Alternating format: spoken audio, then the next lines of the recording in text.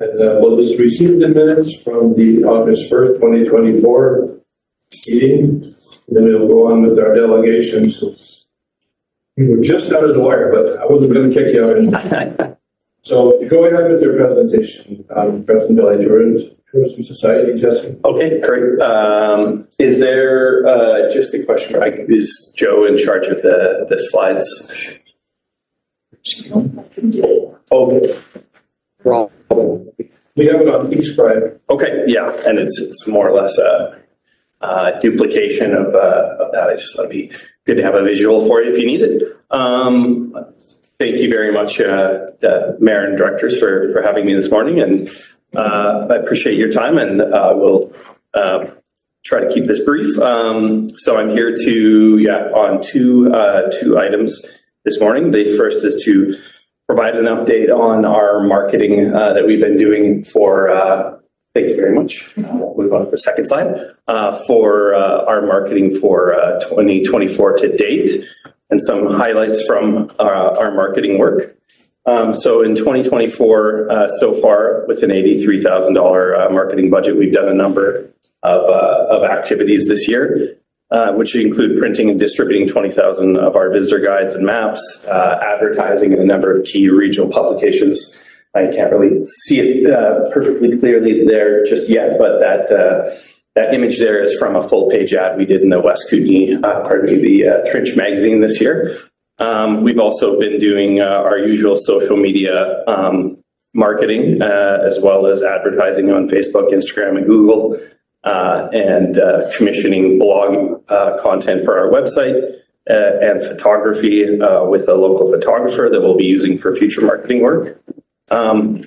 As of this year, some highlights from our website is that we've had 63,000 users this year, which is a 151% increase from the same period in 2023. So we've had a really good uptick in traffic to the website. And I think overall this year, while we've had some on-the-ground implications from the January frost and the impact it's had on our local agriculture and the wine and fruit sector, we've had an overall a pretty good year for tourism in the Creston Valley. So on that note, I'm returning again as usual. You can skip on to the next slide, please, to make a request for funding for the co-op marketing partnership program that we apply to through Destination BC every year. So in past years, from 2019 to 2023, we've requested $22,000 in funding from the Service 108 partners, which we then use with other local funding to apply to Destination BC for a matching amount. This year, they have made some changes to the program that will affect our application. So the minimum contribution that they now require to apply to the program is $30,000. So this year, we're stepping forward with another $8,000 on top of the $22,000 we request from yourselves, to have a total of $30,000, and we'll be looking for other potential funding partners to potentially raise our local contribution. So at a minimum of $30,000, and then we'll be applying to Destination BC for matching $30,000, which would give us a total of $60,000 that we use towards marketing of the Creston Valley. So the other notable change this year is that that all partners that apply need to make a 2-year commitment to funding. So what we're requesting this year is a 2-year funding commitment from the Service 108 funding partners, being the Town of Creston and RDCK areas B and C. So that's my first item. I can either move on to the second item, or we're happy to take questions and discuss further with yourselves if you would like. Any questions on the first item? Hearing none. Okay, thank you. So the second item, and I'll get you to move on to the next slide. Thank you. Is an update on our strategic plan and our 5-year municipal regional district tax renewal application. So as I presented to you in May earlier this year, every 5 years, tourism organizations like ourselves that receive the 2% local hotel stay tax have to reapply to the provincial government. It's a legally mandated process and provide a 5 years strategic plan update for our next 5-year period. So at that time, as I noted in May, we were just kickstarting that process. Since then, we've made some progress on that on strategic planning process. So as you can maybe make out in the slides there, we've since May undergone a number of activities, some of which I had provided some information on at that time. The main one and the kind of starting point, of course, is that the accommodators in the area have to approve of the renewal of the tax. So we did have engagements with a number of our accommodators and discussed our plans and proposal for the upcoming next 5 years. And we did get the support of 10 of 12 accommodators in our area who supported the collection of the tax. And they represent the majority of rooms in our area. So that was the key threshold. So by a significant margin, we've got that support. Since then, we've, of course, engaged with yourselves and let you know about the work we've been doing. And we've also spoken with staff from the town and the RDCK as well about our plans for the next 5 years going forward. And then we've done some public engagement. So we did a public survey. We got a really good response rate to that. We had 111 responses to that. And we also did a stakeholder survey. So that's businesses and local government partners and all interested parties involved in tourism. And we had about, I believe it's in total 46 responses to that. So that's really given us some good insights as to what the community and our stakeholders want for us to focus on in the next 5-year cycle. So now at this point, we're essentially in the process of drafting our strategic plan, and we'll be reviewing that with our board in the coming weeks. And then we will be sharing out that draft plan with stakeholders for further feedback. And then finally, after a couple more rounds of that, we'll hopefully have a finalized plan in place and be submitting that to the province of British Columbia by no later than December 1st, 2024. So at this point, what I'm requesting from yourselves as part of that process is a formal letter of support for our renewal application and the continued collection of that 2% tax. So that's part of the legal requirements from the province as well. So what that entails, as I understand it, and hoping to maybe get some direction from town and regional district staff if this needs to change, but my understanding from the province is that the directors would individually need to submit letters of support. Director Jack. Well, or to the chair. Sorry. Yeah, thank you. Just wondering, Chair, Stuart could weigh in here. We had this discussion before, whether it's 3 or more rural directors in a joint support, supporting something jointly, should that be going to the board versus individual support? I mean, it could be both. But yeah. I don't know where your thoughts are. It makes sense sometimes, it doesn't make sense other times.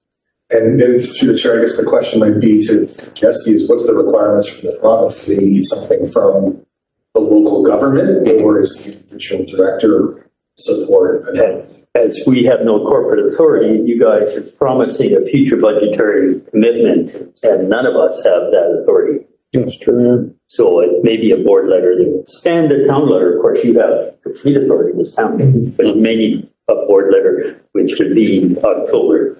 If I may, for clarification too, the funding request is a separate item from the letters of support. The letters of support, there's no commitment to funding attached to those letters. That's just supporting us in continuing to collect the 2% local hotel stay tax. So that a separate item, but I appreciate the both are monetary, and none of us have authority over monetary decisions. Both are monetary decisions. Okay. In theory, a regional district could say they want to change the holder of the money, a 5-year rotation. I mean, was it Penticton? Had a big hooper over that. Not saying that, but they're both monetary discussions or financial discussions. Okay. If the information I did collect from the province on this was, as I understood it in my discussions with them, was that the directors may individually write letters of support, and that was my understanding from the staff person at the provincial government regarding the town, because the council is a body made up of the mayor, of course, and councillors. They suggested that a formal request for letter of support be sent to the town council for discussion and assumedly approval, and then the letter would be drafted on behalf of the town council. Dr. Vatican? So in this discussion, as Director Jackman pointed out, of course, we're going to support, it's almost unnecessary to send out letters. Of course, we're going to support these sort of initiatives in our communities. Well, my question is around how much weight does individual directors have versus the board? And in this letter, generally speaking, I've always thought that it would be more meaningful to come from a board as opposed to individual directors. But I don't know, and I would defer to Stuart some comments on that. Yeah, through the chair, I think that it probably does carry more weight coming from the local government itself, signed by the board chair, and then the motion passed at the board table. But that's not just kind of the local area director support in itself. If I may note as well that in our original application in 2019, I believe that the discussion from the RDCK did come at a meeting of the whole directors board meeting in Nelson, and a motion was passed there. And then there was a letter signed by the corporate officer. So I do know that was the original process. But again, in my discussion with staff, the provincial government, their direction was it could be either or, and it really is your discretion as a governing body. We could take a motion to board from the speed for the support if we wish. And, I think it just lets the other board members know what we're doing, much as anything else. Director Jackman? So under procedures, you would put the motion to the board as a part of the October 1st meeting for the October board, because you don't act with a motion on a delegation request at the same meeting. But timeline to work, the board would have that letter out by the end of October. So it could be an item for future agenda. You want to capture that you'll put that on the October agenda. Motion to support the 5-year renewal of MRDT and whatever else Jesse needs for the October Creston Valley Services agenda. Well, and I think we've got this part of it resolved, at least clarity. But the first part of it is the ask for the investment into the work, your budget. And so I would have to think that if you've got 100% buy-in from your stakeholders, your presentation, the opportunity for return on investment is pretty clear to them. Because they're business owners, they're going to ask, they're going to be able to see firsthand what they're getting for that return. And so that would be the same question that I would have, is with the ask to RCK, how do you measure that return? So you're asking for $22,000, I believe, for a $60,000 budget. How do you measure that return so that we can see the value of those tax dollars going into the community and getting results back? It's a big question, Jesse. But in some capacity, you probably have to answer it when you go out and knock on the doors of RDT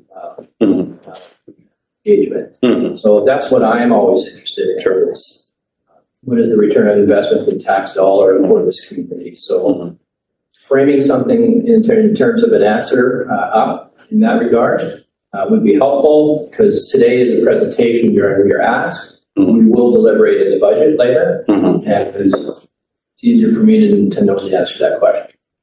Okay. So are you asking me, would you ask for further information in your deliberation process? Is that? I'd like to know what the ROI is with our investment for taxpayers in this community. That ask. Okay.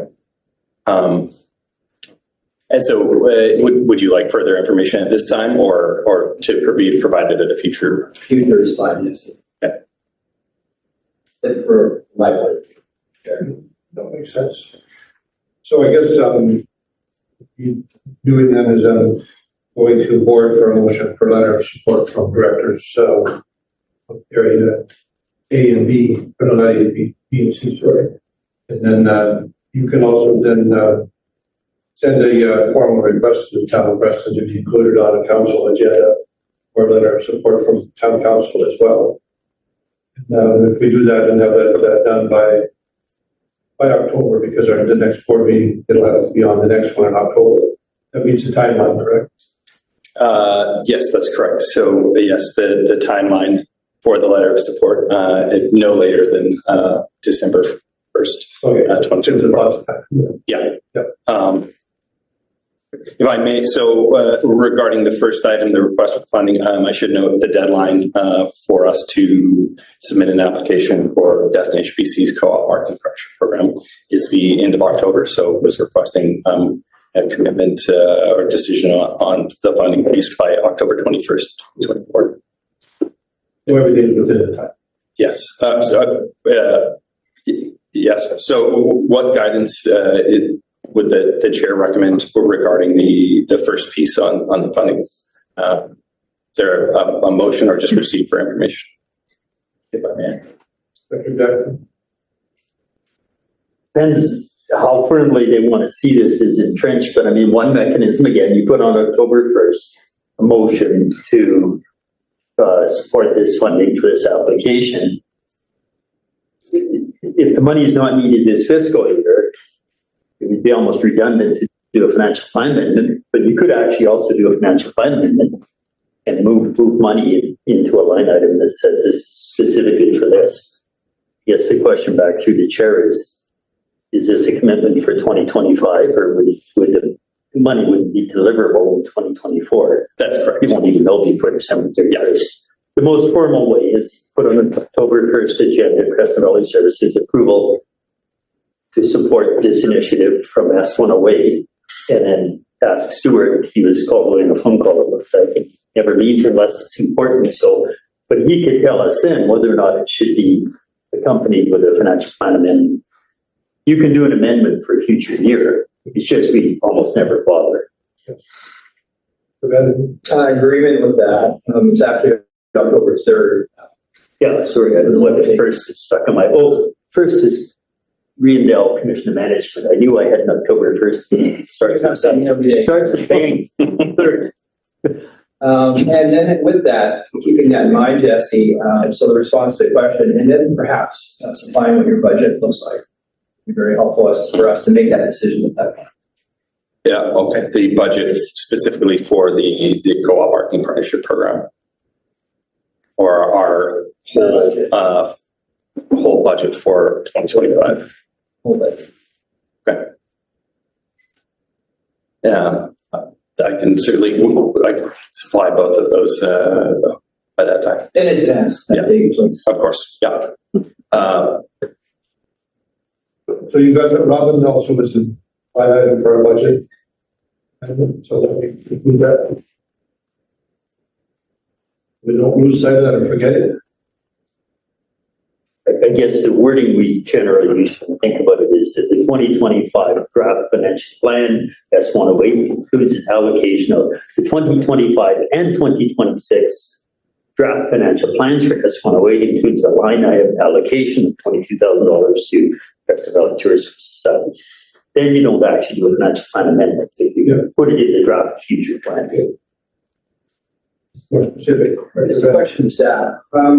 Robert, are you recording this? Okay, good. I wanted to write. Yes, that's why I asked. If I may ask a question through the chair, would you like me to return for that meeting on the third, or just provide information before that date for discussion? I think you're good to provide information. Yeah. Okay. Okay. Thank you very much. Thank you for your time. Dr. Terry. And just to be sure, we are supplying individual letters of support, or doing it as a board. It's, I think it's a board to endorse us to send our letters of support. Would be my understanding, because it's specific to our areas. It is a board, it should be a board agenda item, but, I think the letters of support will be written by the director, that would soon.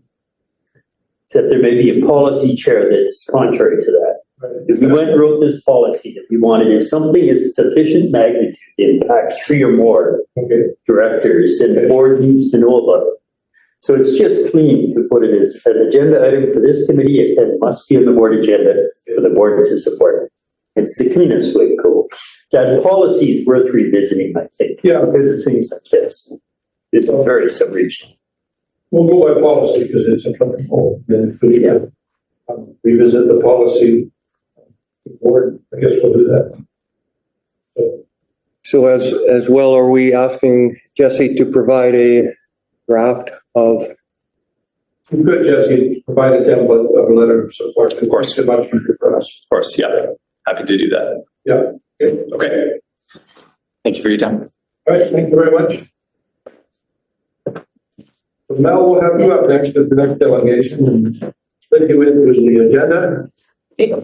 Well, I'm looking at the We're interested in what I'm saying. Thank you. Hopefully I won't get too much of your time. I think we have a little video to start with.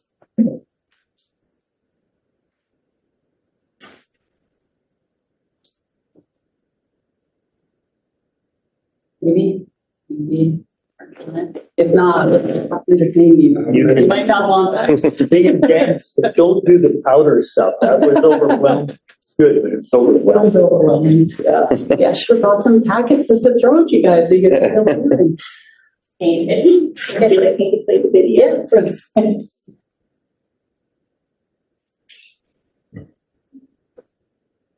oh yeah. Does have a little bit of music too, but yes. It's just the Jason Deathers playing it all good. Those freebies. Features. Yeah, the run was a lot of fun this year.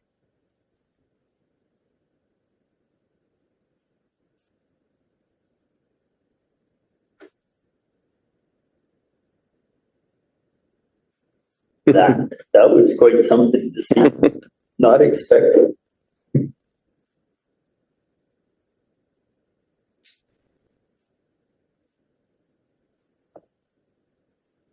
Definitely makes it look better.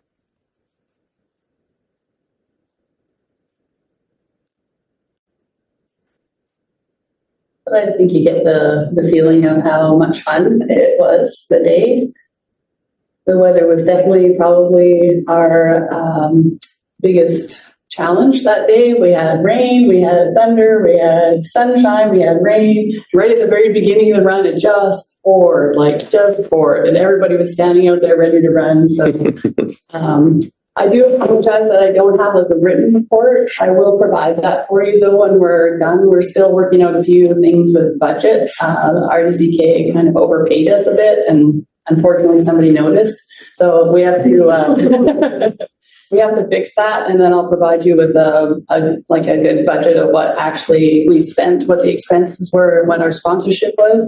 But we have approximately $5,000 that we have made that we will provide for next year. That it'll be a seed money for the Canada Day next year. Whether we do it, I'm hoping we're doing it, but whether we do it or not, that $5,000 will go to whoever is going to be organizing that. It's approximately $5,000. We can talk about it. I just want to say a really big thank you. Natasha did a great job. She was the one that organized pretty much the whole event. The other piece of it is the staff here, and with RDCK, they were fantastic to work with. It was unbelievable when everybody was cleaning up at 2:00 in the morning, and it was pretty late, but everybody just kind of pitched in and had it all cleaned up, and it was just a fantastic event that way. We worked with Gleaners. We worked with Jesse Dumas did the music, and he was great. He organized it all. The stage was up. It was just so well run. And the food trucks were a little bit of a challenge this year. I think it's kind of a weird out there for food trucks. We had lots of people kind of backing out and not very many food trucks actually available. So that was difficult.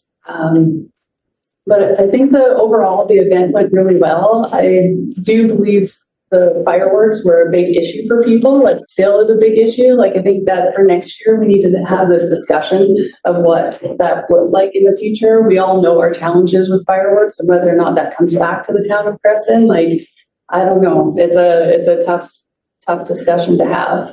But I think that the community was very disappointed that we didn't have some big something that night.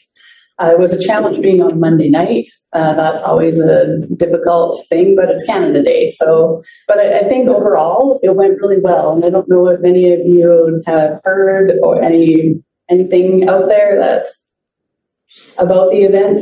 Well, if you look at social media before the event, people were asking, is there a Canada Day event? Was the question. Yeah. And I know that you advertise, and I don't know if we need more advertising in different ways to get the message out because of the general confusion. Because during COVID, of course, these activities were canceled or curtailed. Yeah. So coming back from that and then letting people know that yes, we are fully functional and back to doing Canada Day activities. It's hard. People select their own way of getting news, so it doesn't get to everybody. And I don't know how you fix that, but just more advertising in the community of some sort in advance. And I think the chamber, it's a fairly short notice, is what I'm thinking. I may be wrong for that, but I know that as things came together, there was a plan, and the plan didn't start. The whole plan wasn't written like 3-4 months before. It was a lot of people volunteering to come together, and I recognize Councillor Dumas is part of this because if Jesse Dumas is involved, I know the need well. It certainly was. She's even on the video. Yeah. But my point is, if we can get the word out in whatever means we can and as early as we can, I always find it a bit disappointing that people have to express. Is it their fault that they don't know? Or Yeah, I totally agree with you. And I think that's the way it is with a lot of events and anything that we want to get out there. We do rely on social media, but it's not a good way because we don't know who actually gets it. Yeah. And we don't know who actually knows. So that's definitely something we should consider for next year. Yeah. Yeah, that's my one. I just want Mike to chime in here briefly on the complications of fireworks now with fire team. Some people realize it's not a simple matter of just getting fireworks and blowing them up. Exactly. Yeah, I think the challenge is because the unknown in the higher frequency of the fire bans being on by July. You have to order the fireworks. It takes 4 to 6 weeks to get them, and then you can't return. Yeah. And they have a very short shelf life unless you have a proper facility to store them in, which we don't have. So that's a little bit of a challenge. And then, the 1 year, we had the fire bans on in April, so they didn't even bother ordering the fireworks, and by July they come off. So the reverse can happen, right? And of course, we don't have time to do that. So I think that the future of that is it's going to be a little bit challenged. Being able to say it can happen. And storing them if you don't use them is no problem. Well, you have to, for them to last, to have any shelf life to them, they have to be stored in a proper facility. My guess would be fairly expensive. You've got a very climate controlled fire into the very sure. Getting all that, so could be done, but pretty expensive for a one day event. It's very expensive. And I know that you do have did have the light show this year, which I think went over really well for Creston. Maybe that is something we can talk about going forward, is maybe having that for Canada Day. It's popular and it's quiet. It seemed to be, yeah. Director Justin. Sure, thank you. Through the chair, bad humor of the day. For the weather, you just need to talk to the folks who organized Canada Day at Crawford Bay Park and at Canyon Park because it was sunny and wonderful for those events. Maybe we consumed the entire block of sunshine for the day. The kids had a blast even with a bit of rain, and the rest of us survived. So I don't think people care in Canada about the weather so much. Just be in there. Yeah. But you need to talk to the Sept group. They're good at insight. Yeah, we do think that the day was a good success. We do plan on being involved next year, but as you all know, we put the email out that we would like to start a festival committee. And this committee would take on all of those big events here in Creston so that there's a more of a organized way of doing the events. There's more, we're keeping like a book per se for each event so that anybody that takes it on will be able to just do it rather than us, like we just had to learn, like, what are we doing now? How do you contact this person? How do you do this? Like, it's a lot of time that volunteers have to go through. And then having that volunteer base that we can just keep for all events to be able to call out to people and say, hey, do you want to help with this event? Do you want to help with that event? And so, and then also with the funding piece. So instead of, I know that you guys all provide a lot of funding in this area for events and for other things, which is really appreciated. But if it was all focused, so just like this one, if you have $5,000 in the festival committee, it would then go towards all of the other events. So hopefully that it just kind of pools and it is used a little bit more effectively.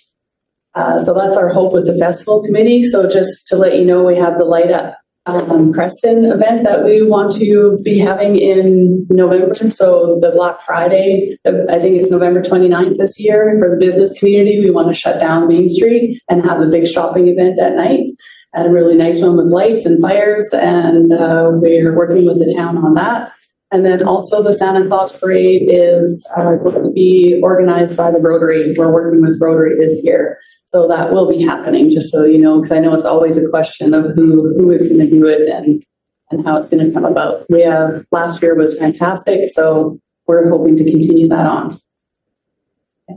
But I will provide you with a proper report for Canada Day whenever we figure this out. Yeah. Dr. Vander. Thank you through the chair. Thanks for the chamber for stepping up and doing this and committing to organizing future events, that sort of thing. The way of communicating is, I see it quite simply, once people understand where to go for information, they'll all continue to go there. So if that happens to be your website, if that happens to be the town's website, regardless, a pull down of upcoming events, if you will, which could be shared with groups like the Tourism Society and but to have that as a repetitive way of sharing that information, I think will help alleviate, and word of mouth people will say, well, yeah, we just need to go here to find out what's upcoming. And the beauty of upcoming events is down the line, well, I'm going to be here for that. I'm getting excited about that. How can I help? And you're talking about creating a volunteer group that's consistently working through all of these. I think that that's just destined for great success. Mm-hmm. That's true. I think we all love the idea of the festival society because there's always the question, who's doing this for our community? And if we have an established society, then we know who's doing it and people in and out as needed. And I really appreciate the chamber for what they've done in putting us forward on this. Because it's something that for a while there's energy, then it falls apart, and there's all these things. So we try to have a consistent committee, and people want to come and go as can, as long as the committee is out there, all the really benefits our community. So I appreciate what you're doing. You have said the magic words, as long as the committee is functional. Yes, we're trying our very best on that. Well, it's a challenge. Yeah, exactly. Yeah. Anything further, directors? We're done. We shall move on. Great. Thank you very much. Thank you very much for your support for the event. It was really, really fun. Good work, Mel. Thank you. Our next item will be discussion of the Creston Valley Fall Fair. Dr. Vandenberg, over to you. Yes, thank you. So the Fall Fair is upcoming. It's next weekend. And based on some comments from the community, I reached out to the organizers of the Fall Fair just to ask them qualifying questions. It would be, Jessica and Kevin are here today to be able to join the conversation. I thought it was interesting to understand the big thing is the venue change. And my question's around, what is the hope out of that? What's the reasons why, that sort of thing? Are you dissatisfied with the RCK and spending and those, honestly, those type of hard questions? And the response that I got back, and I was just talking with Jessica, who was here, was of interest to me, and it is the opportunity to expand the program and to pilot into another area where they could expand the displays and the livestock and that sort of thing. It sounds like they had approached Creston Valley and asked for the transit assistance, to which we gladly gave. Issues like the parking and that sort of thing came up in those conversations I had. And perhaps I would ask Jessica, if you wanted to add a little bit more to this conversation, feel free to do so. Chair, can I ask, maybe as a point of order, if we could go to CEO, is it appropriate to grant freedom of the floor to have this conversation? It's not a delegation, it's an agenda item. Usually freedom of the floor is elected and or consultant or person attached to our business. Yeah, I understand. Ultimately, it's at the role of the committee. If you wanted to, it wouldn't be one course to do so. Within the minutes would report that we granted freedom of the floor to representatives of the fall fair that sit here, and it's better conversation that way. Chair, Mitch should document if that's the case.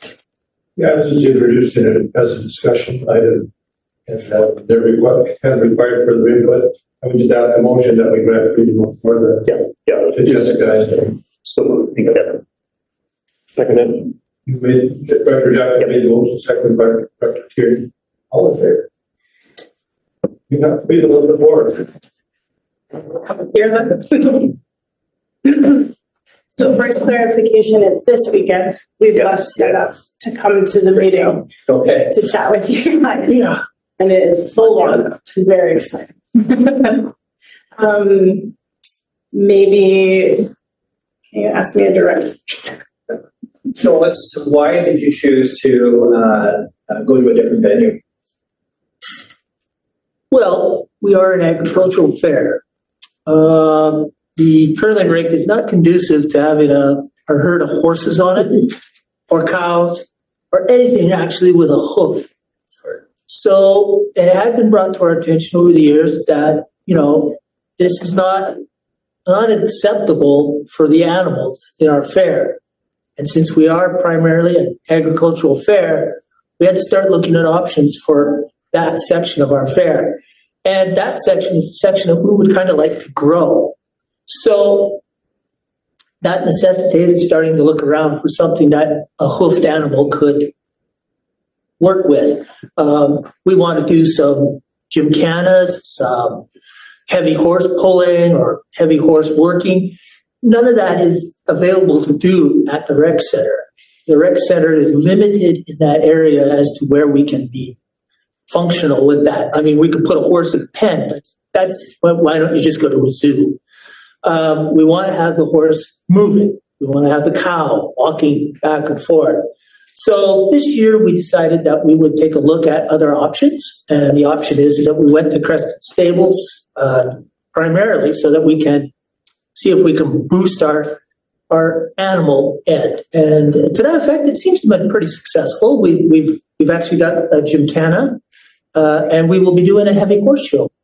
We have 12 horses, 12. It's either 11 or 12 heavy horses. Draft horses, yeah. Draft horses, work horses. Actually, I was corrected on that because some aren't very big.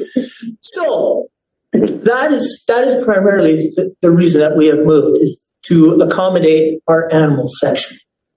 And one thing is the safety factor. That is the hoofed animal part. That continually brought over.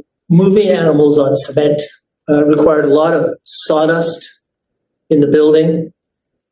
The removal of said sawdust. So, and it still wasn't adequate. You can't do much in an arena with a horse. And that being said, it was absolutely unique that we created a barn in a curling rink inside a rec center, which was really cool.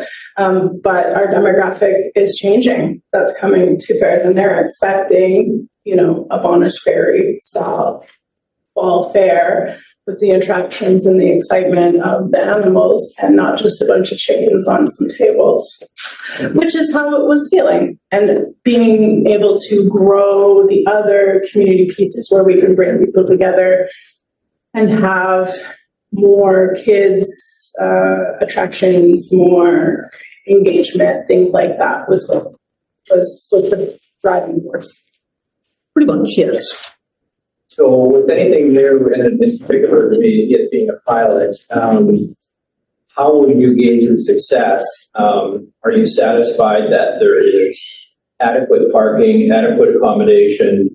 You don't know. We're going to It find might out go tomorrow, Kelly. Socks off of your. A few of those will be discussed probably about 1 o'clock tomorrow when the first crowd shows up, but we do have adequate parking at the site and a hayfield across the road to do the overflow. We've lined up a bus to bring in the people from town that did not want to drive or could not drive. There will be a bus stop there running hour on the hour or every. Our schedule says like every 2 hours. Every 2 hours. We'll be having a bus service down there. And there's been overwhelming support from other community groups like Rotary that's taken on parking, which they're very good at. They've done it many times. And also one of the other bigger concerns about the move to the space was accessibility. So uneven grounds, things like that. So we're doing everything we can to try and minimize that impact. Again, that was transit coming, but we also have Rotary helping shuttle, anybody who needs it. We've got many rest spaces, and being that it's supposed to be 32 degrees this week, we've got lots of shade and water stations to accommodate. So you addressed the mobility issue. That was one of the things that I got a call on, and encouraged them to document that so that it could be properly addressed. I did not get that document. If I do get it, I'll still share it. And you addressed that. And I thought that it was important that because it's not really clear as to why the Fall Fair decided to move its venue. And I think that this conversation really helps to clear that up.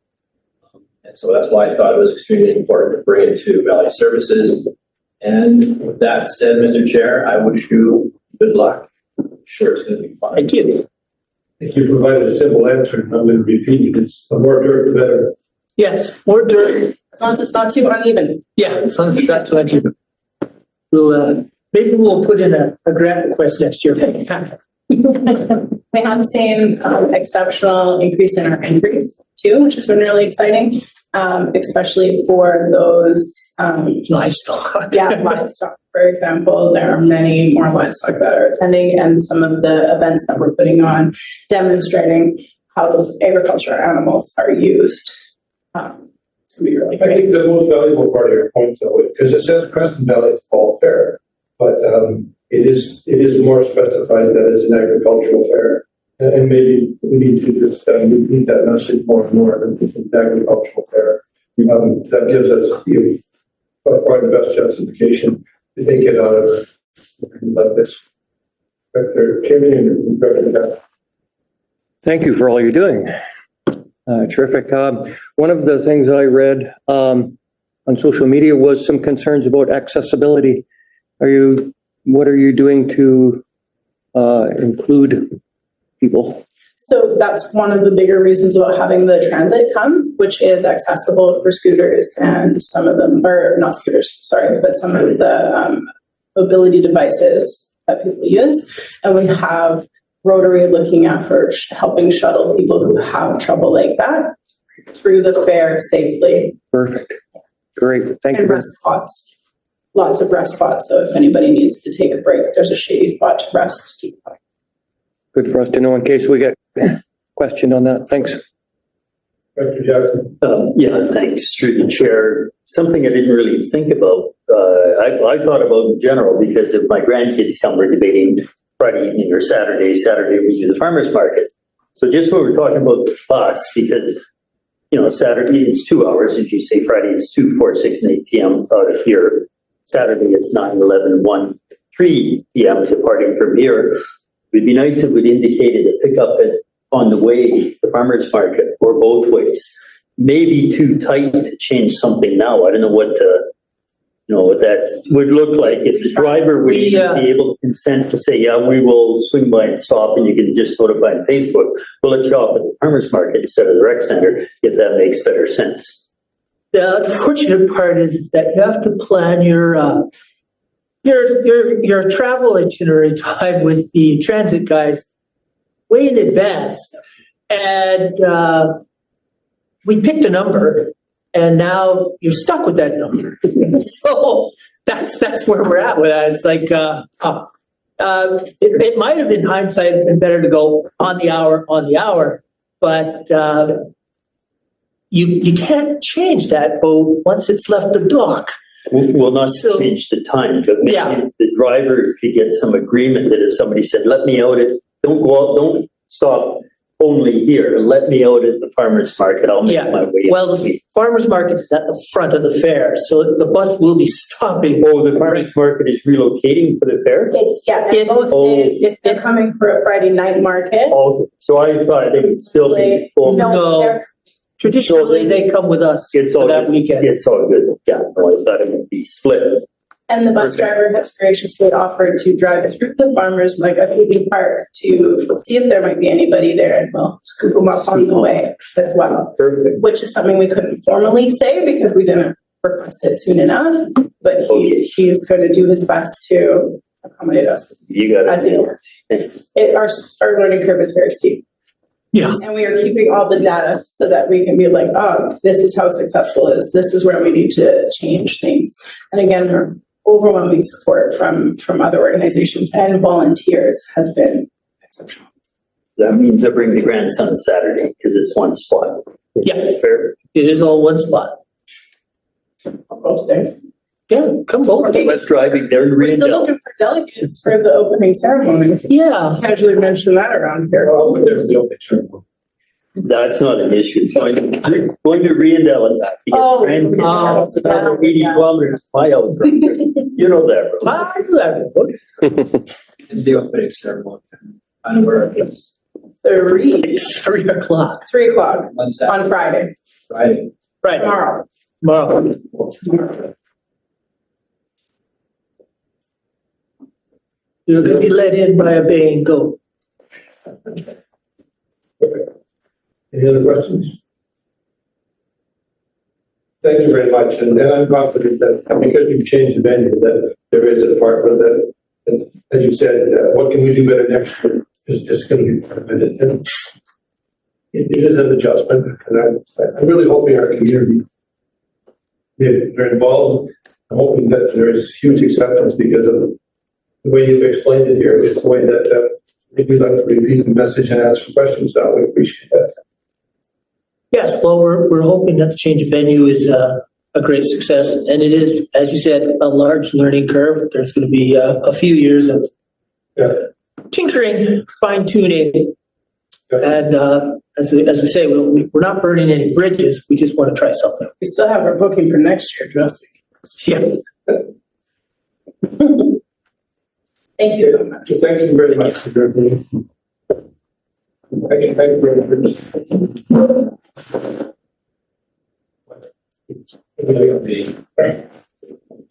Yeah. You really like the discussion. We have the next one as well. I do. I agree with them. Relay high vision, so.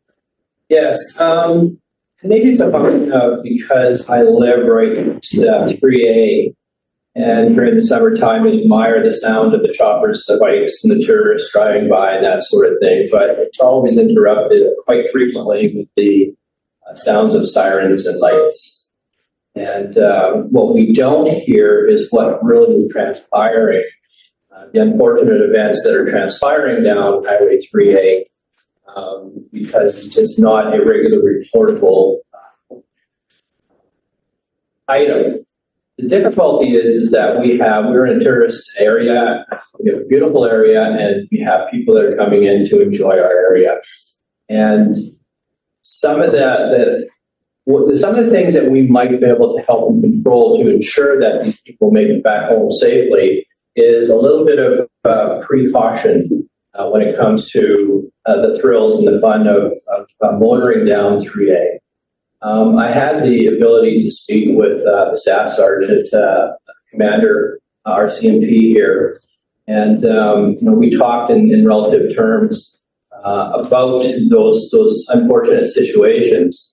Brandon has said that he would put together the stats so that we could see what rates of incident are occurring along 3A, because it's good to know that information. And it sounds like you'd be bringing that forward to the town of Creston to share in his however often he reports, quarterly reports.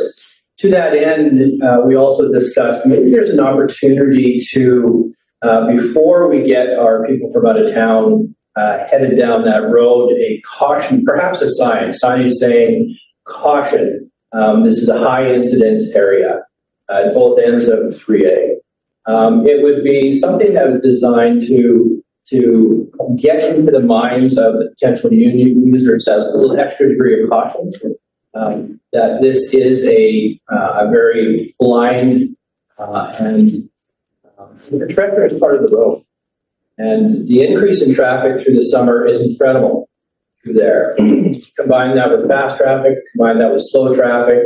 If everybody just before they hopped on to that section of the roadway had that reminder that this is a high impact sensitive area, maybe if we could save 50% of people from those sorts of incidents and accidents, that would be a success.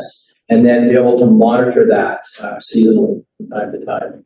And so Brandon was fully on board with that, thought it was a great idea, something that we could look at massaging and perhaps putting something realistically in place, working with Modi and that sort of thing for the future. So I just wanted to bring that to this table for discussion and see if there's, and just, I guess, create the open door to the further dialogue and see where we end up. I just want to say something before you finish.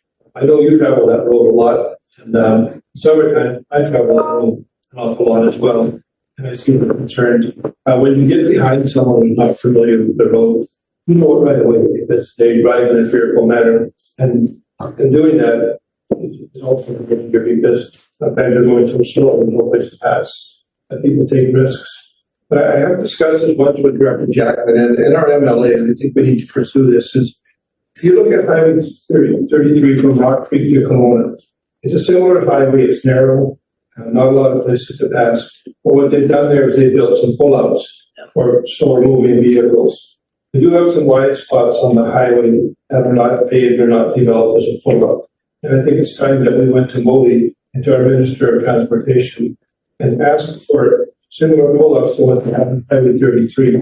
So slower moving vehicles that are a hazard to others have a place to pull over to let people pass. Because when you see a row of vehicles of 10 or more, you know that in front of it is someone who's not familiar with the road and going too slow.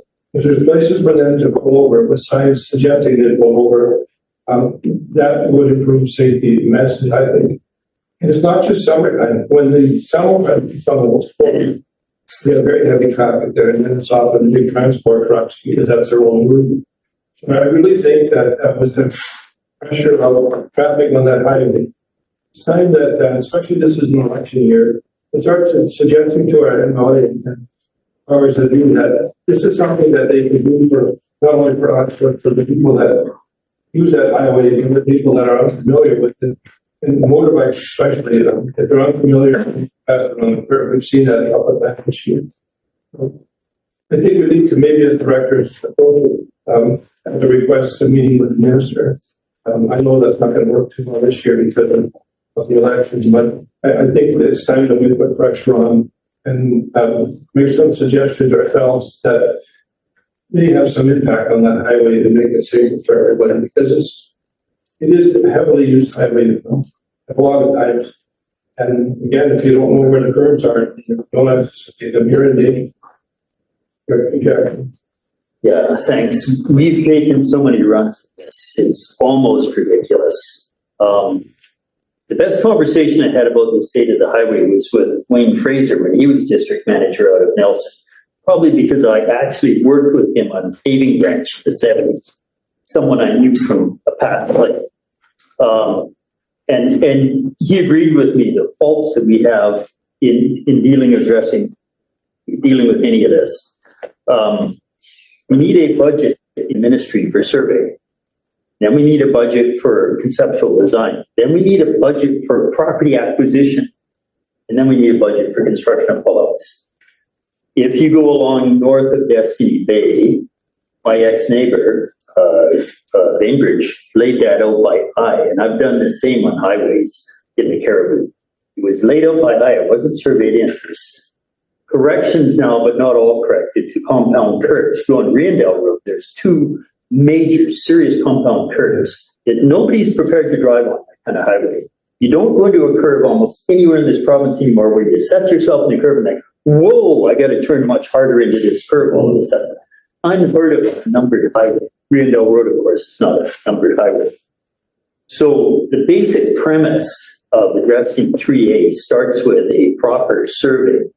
Just south of my house, you'll see a hodgepodge of fence and signs and I don't know what you call it, some construction on the right of way, you think, just south of the Creston Claudia's B&B and campground there. There is no road allowance to that there. No road allowance. The road is on a piece of private land. If you go north to Great Creek, they had to do a minor realignment and they had to buy property from 4 parcels along Rod and Christy Mussel's house, south of Great Creek Store, because the road was on the private land, not on the right of way. That's how bad it is. So the serious conversation starts with a proper survey. Where is center line? Then conceptual design, then acquisition of property in some cases, and then construction of pullouts. And every time we talk about that sensible approach is, oh, we have no money. We're going to come in and repave the existing based on the existing center line, which is a foolish way to go about business. If you've ever tried to run projects over decades, and every ministry is supposed to be forward-looking decades, and we can't get a penny from the federal province now without an asset management plan. Highway 3A has no asset management plan. More recently, I sat on the highway for only 3.5 hours of what was almost a 5-hour closure, and I had a conversation with Staff Sergeant, with Brandon as well. Communication was a bigger topic that day. The person administering CPR could not get a physician to speak to live to allow them to discontinue. So they were extraordinarily trying to revive somebody whose motorcycle 71-year-old fatality. The mechanism is there, and Walter Popoff, Director Popoff, and they're trying to chase down TELUS again for current contacts. TELUS bought Swift Internet. Swift Internet has 2 repeater stations on the west shore of the south arm of Kootenay Lake. And if they don't try and make it 5G, because the range is only 5 kilometers, and the lake is 4 to 5 kilometers wide, so you get nothing for coverage. If they go with 3 or 4G, they could provide almost full cell coverage and hit those dead spots, even if it's just for communication for first responders. So I haven't gotten very far down that path the last few weeks, but a serious effort on connectivity and communication, first responders being able to know who's on the scene and what the status is. And then highways at some point has to look at it, provide us with an asset management plan. Because of the ferry discussions recently, Western Pacific Marine, the provincial contract was settled last year. The Western Pacific and employee contract is under negotiation. Now, I pulled out the last 10-year highways master plans, and they're out of date. Whether we have a change of government or not, that 10-year master planning cycle, we're at that cycle. And that's where some of these highways need a little more attention, some actual planning, starting with an actual budget to recognize the issues. I would also bet you, because I used to do this a little bit when I worked with paving branch, if you were to look at warrants for safety, guardrails, barriers, you would find they don't meet the standards for a numbered highway for safety barricades either. What they did do is they did a series of patches along 3A where the road is subsiding because the bank is sloughing and the shoulder is getting narrower on the lakeside.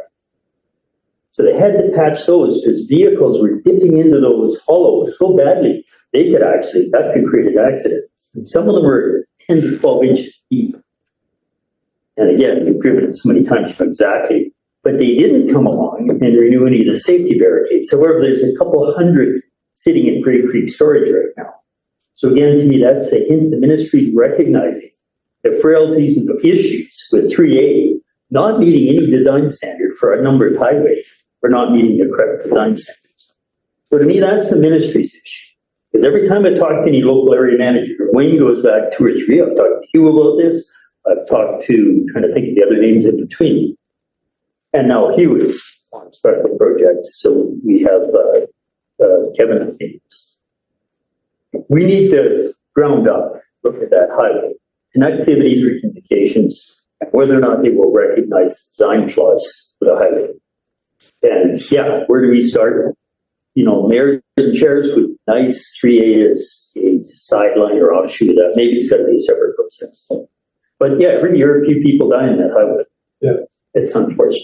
Dr. Ben, And this is what I wanted to do, is generate this discussion. I'm sorry to hear that it's been talked about, nothing's happened, but I'm committed to making something A happen. little bit is happening. Little bit happens. So, and that's all good, but maybe we need to ensure that that line of communication is refreshed. If that's the case. To the comment on the mayors and chairs, yes, I sit on that committee as you do. And that is primarily Highway 3. I don't know that 3A would get any traction on there. Of course, there was not anything stopping us from having that conversation. However, we do have a couple good points here. Staff Sergeant has said that he will gather some data, some statistics, and put the information together for us, which is concrete. And the next thing is that if we could agree to invite Modi in and discuss with them their asset management plan and where they're at with it, and elaborate a little bit more on their concern. And together with the staff sergeant's report, maybe we can get this in front of, in terms of Director Jackman said, they're looking at developing their strategic plan. Perfect timing.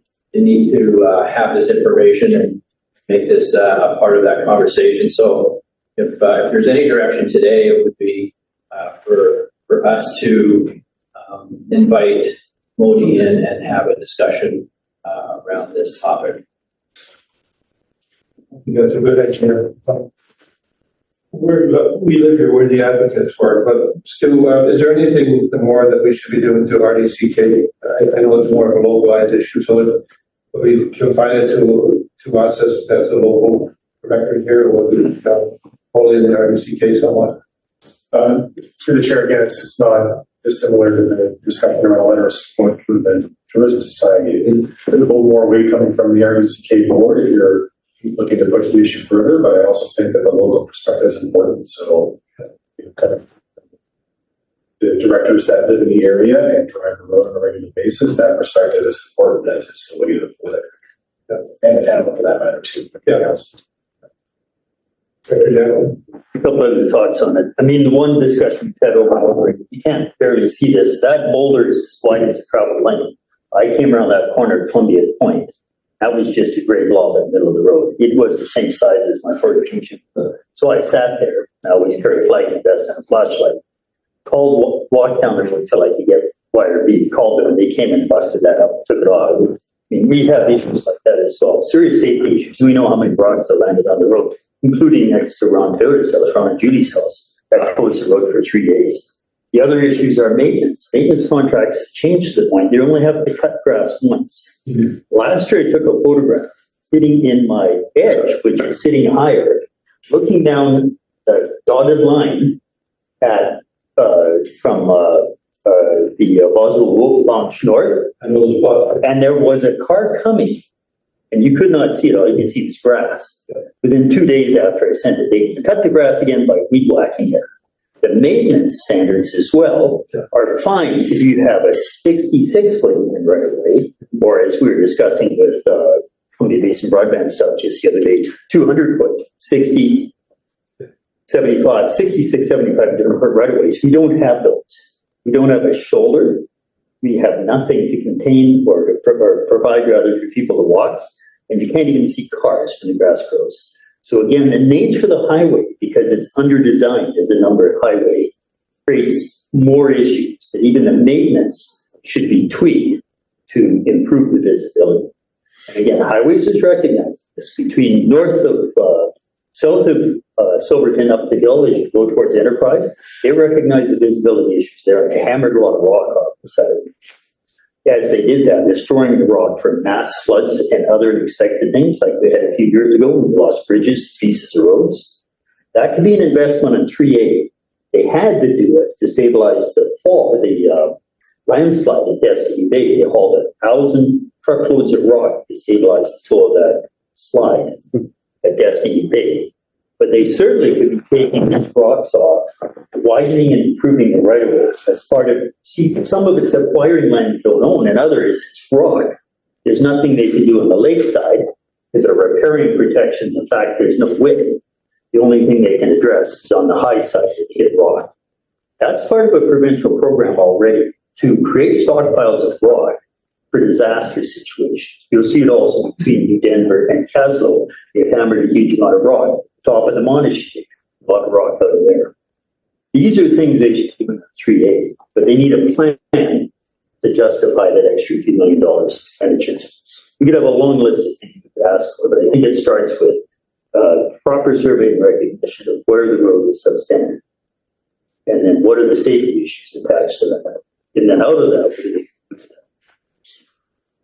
there's also sort of a sign that could be made. It reminds cyclists, motorcyclists that it's a windy road, be safe or arrive alive. The whole reason they're on that road is because it's windy. That is the least effective sign you could possibly put on that signboard. As you get off the ferry at Kootenay Bay, they know it's a windy road. They drove all the way from Oregon to drive that one. It makes no sense. So I think as a group, we can organize that and then have a meeting, Woolley and Clarendon and get moving. And Highway 3 have a coalition. Because that's Highway 3, one thing have closure at the summit. I think that elevates it in importance as well to the Highway 3 Mayors and Chairs Coalition. So I think that's how we approach that part of it. Because it becomes the arterial highway numerous times over bad winters. So that's an importance for moving goods across southern BC.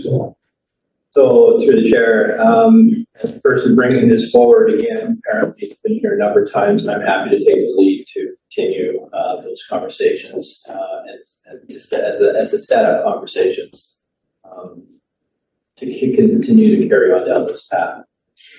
You're hired. All those in favor? Anything further on this? All right, we'll move to our next agenda item, which is the action item list. Anything on there that you want to isolate or keep upon?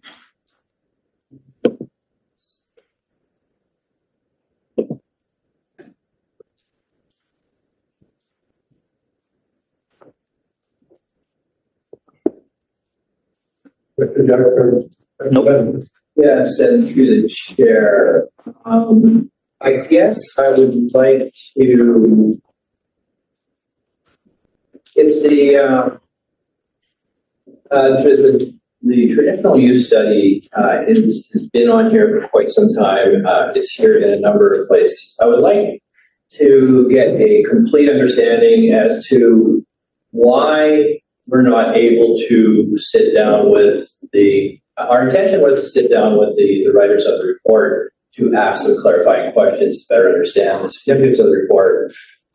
Why isn't that occurring? And I think that needs to become a very top priority because the elements within the traditional use study is influencing those sorts of projects that we're trying to work on. And it's confusing not to have that clarity and understanding. And there should be no reason why we pay for the report that we can't sit down and have a conversation around that report. And so from my point of view, as far as the items in the action list is concerned, that is a very high priority for me right now. Joe's there. No, through the chair, we'll try and arrange a time for them, for the writers of the report to present it. What we will make that, if that's the direction, we'll try to make that a priority. It's right now, it's just been a matter of coordinating schedules. And this is me speaking. I don't know if the other directors agree with me on this, and that's fine. They ought to opt in to discuss this. But I would further like to say that we should by October, the next time we meet, we should have something planned and in our calendars.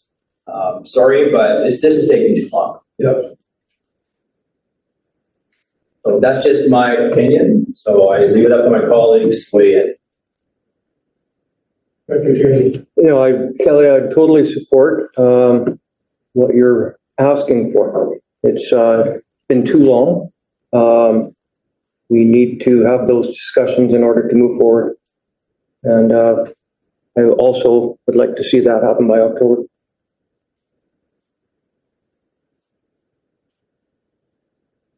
Talked about this before, I'll just say. So Joe, you see our request on that, and if there's any way you can make that happen, we would sincerely appreciate that.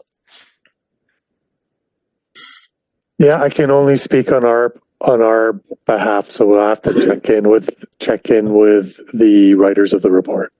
Okay. It's very important now, so whatever you can do to help is great. Anything else on our action item? Yes, thank you, Chair. I would like to ask about our dog control service. Now, I believe that having an animal control service is something that we may not be able to afford. We may not have enough issues that require that much of a service. But there's been quite a bit of discussion about a vicious dog bylaw. And recently, in Area B, there's been some issues where the public's been asking questions of why don't we have a vicious dog bylaw? Because without one, there's no way to deal with the owners, and the public is asking who's responsible. The RCMP, the regional district. So I would like to know the answer to those so that I can communicate that to the public. And if we need to move forward with the development of a bylaw, I would certainly encourage us to do that as soon as possible.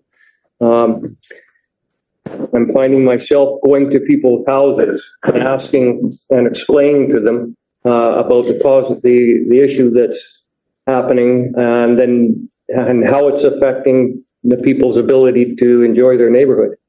So I shouldn't be doing that. Well, Stuart has this as well. Last time I was asked, so August 13th, Jordan replied to the people who were at issue with an animal. Draft proposed new dog control bylaw has been completed and will now be subjected to various reviews prior to being presented to the directors for their final approval. This bylaw, if approved, will provide statutory authority for RDCK to take action in relation to aggressive and dangerous dogs. If approved, I expect this bylaw to be in place by spring 2025. So that's mid-August. Again, I'm just trying to be as patient as I can as it's going through, and hopefully Jordan wants to talk to RCMP, I'm sure, and all these elements that'll be pulled together. I'm just going to try and be patient. This will happen. As an RDCK staff controlled initiative with an approved kennel to hold and look after an animal until there's a decision, which may be a court decision. I don't know what, as to whether the animal is destroyed or returned or relocated or rehabilitated. But that's I think the last briefing we had from Jordan, that's been the direction that we said, go ahead, show us the draft based on RDCK bylaw people, not contractors, being responsible to take action, drive to that site, work with the RCMP and get those animals contained until there can be a resolution reached. And as for dog patrols and all that stuff and dogs at large, that's not on the table. It's not in public interest. Not private.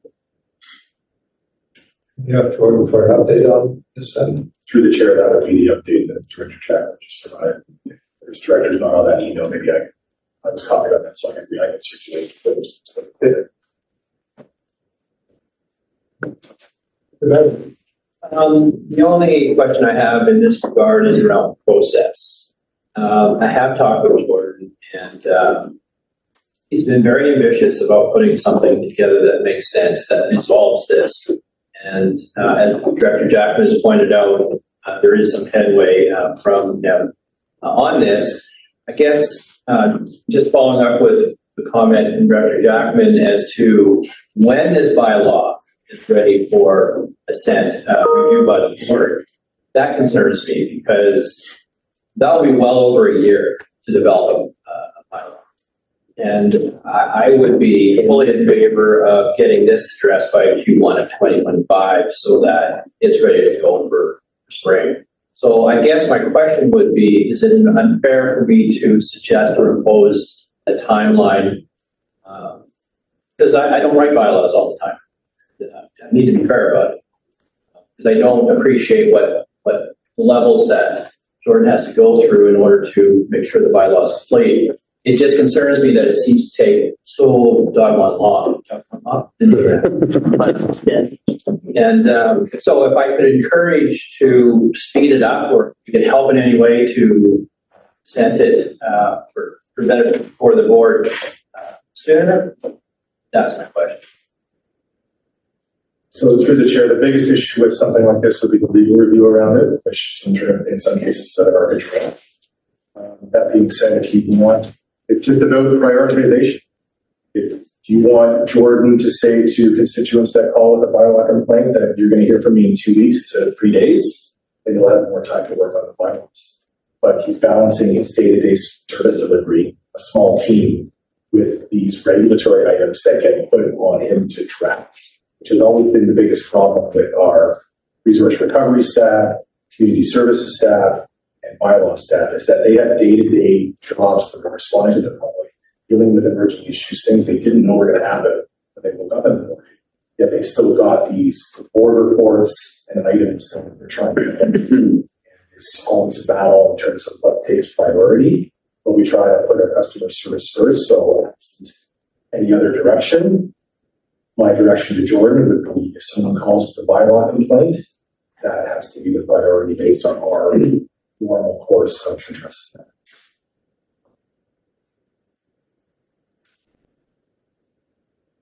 And I'd have to go to my home computer because it's not on here. This is here. 10 years. It's longer. Difficulty is I kept trying to do more than we need to do with patrols, with this, with that, contracts. You just need to address the dangerous situation. And I think we have all the information. Jordan is in the best position I've seen of any of our staff over many years to actually pull that together. Through the chair, you can see the issues with our dog control, specifically with the area paying the custom contracts that recently came forward, IMGA contracts that came forward, and how we were paying, the RDCK was being asked to pay more than we wanted to for things we did. And it's really about finding that scope. And I think that Jordan's approach to trying to bring the most critical issues in-house, because going to contract on a sub-regional basis for some of these things is almost impossible. You're not going to find someone who's just going to deal with the issues that might come up under that dangerous dog second quarter line issue over the course of the year. Because if you want them to be on call, they're going to try to charge you as much as possible. And then it's just not fair to our residents who are paying the taxes. But if you bring that in and it forms part of Jordan's team, then they can make space within the resources they've already got for some of that work.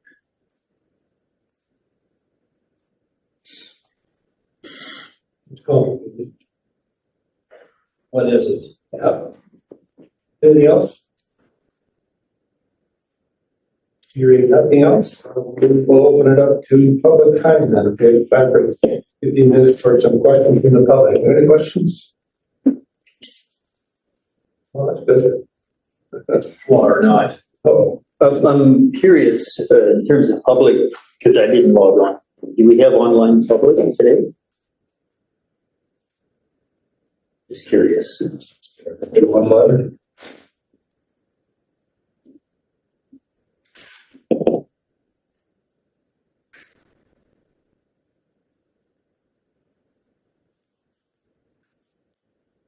Is it possible to switch the screen for you so that see who's all online? While we're doing that, Jesse, go ahead.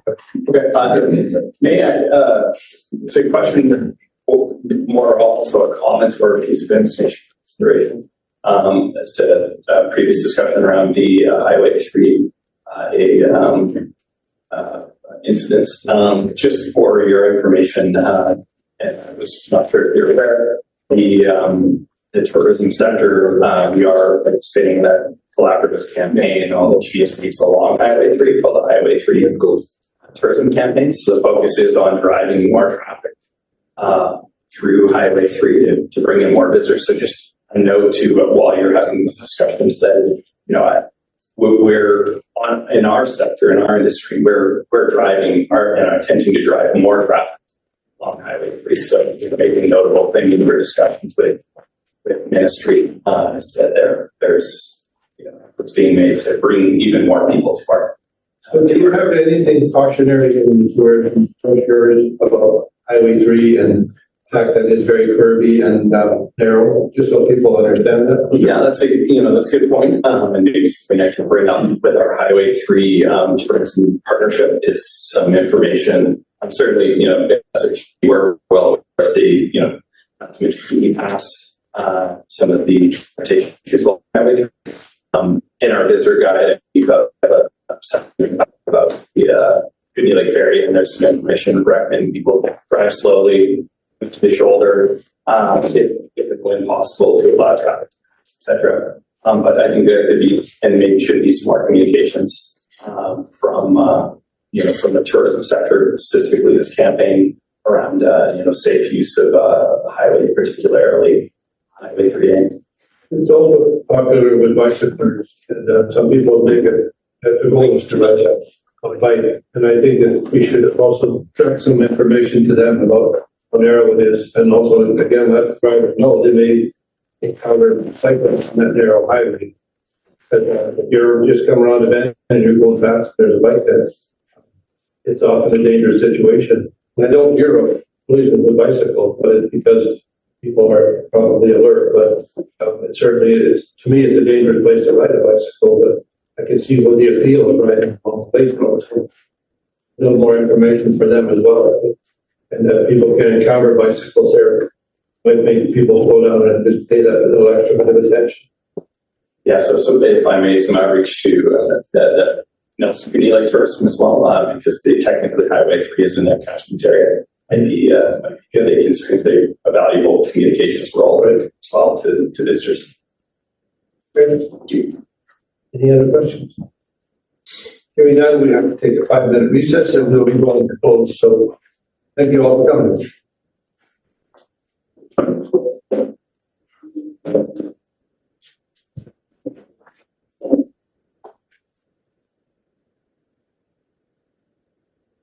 Recording stopped.